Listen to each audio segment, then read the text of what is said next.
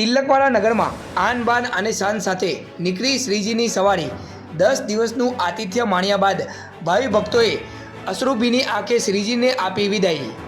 ઉલ્લેખનીય છે કે ગણેશ મહોત્સવના તહેવારની સમગ્ર દેશમાં હર્ષો ઉલ્લાસ સાથે ઉજવણી કરવામાં આવે છે, ત્યારે નર્મદા જિલ્લા અને તિલકવાડા તાલુકામાં પણ ગણેશ મહોત્સવની ધામધૂમથી ઉજવણી કરવામાં આવે છે।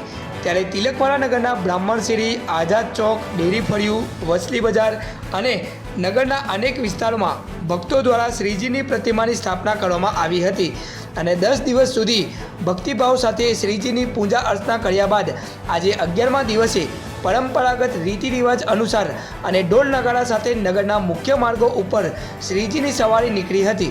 ભક્તો દ્વારા સુંદર વેશભૂષા અને ડીજેના તાલે નગરના મુખ્ય માર્ગો ઉપર શ્રીજીની સવારી નીકળી હતી, ત્યારે ભક્તો ગરબાના તાલે ઝૂમી ઉઠ્યા હતા અને ગણપતિ બાપ્પા મોરિયા અગલે બરસ તું જલ્દી આના અવાજ સાથે સમગ્ર વિસ્તાર ગુંજી ઉઠ્યો હતો। તો બીજી તરફ કોઈ અનિચ્છનીય બનાવ ન બને અને શાંતિપૂર્ણ માહોલમાં તહેવાર સંપન્ન થાય તેને ધ્યાનમાં રાખીને તિલકવાડા પોલીસ દ્વારા વિવિધ વિસ્તારોમાં ચાંપતો પોલીસ બંદોબસ્ત ગોઠવી દેવામાં આવ્યો હતો અને શાંતિપૂર્ણ માહોલમાં ઢોલ નગારા સાથે ભક્તોએ અશ્રુભીની આંખે શ્રીજીને વિદાય આપી હતી।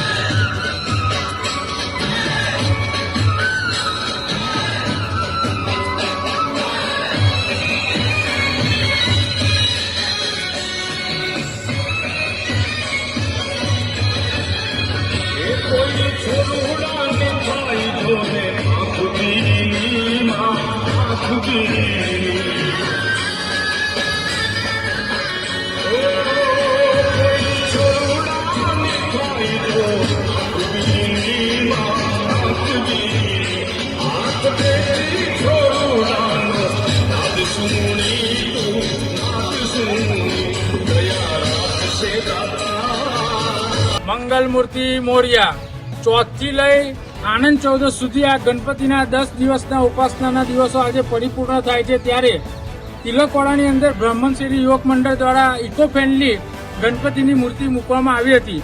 એને આજે તિલકવાડા બ્રાહ્મણ શેરી યુવક મંડળના યુવાનો અહીંયા પાણીનું નાનું સરખું મોટું ટબ લાવીને એની અંદર વિસર્જન કરશે કે જેથી પર્યાવરણને નુકસાન ન થાય। અને તિલકવાડાના ગ્રામજનો પણ આજે જે કૃત્રિમ તળાવ પ્રશાસન દ્વારા બનાવવામાં આવ્યું છે ત્યાં આગળ સૌ વિસર્જન કરવાના છે અને પર્યાવરણને પ્રદૂષણ ના થાય એની ખાસ કાળજી રાખવાના છે।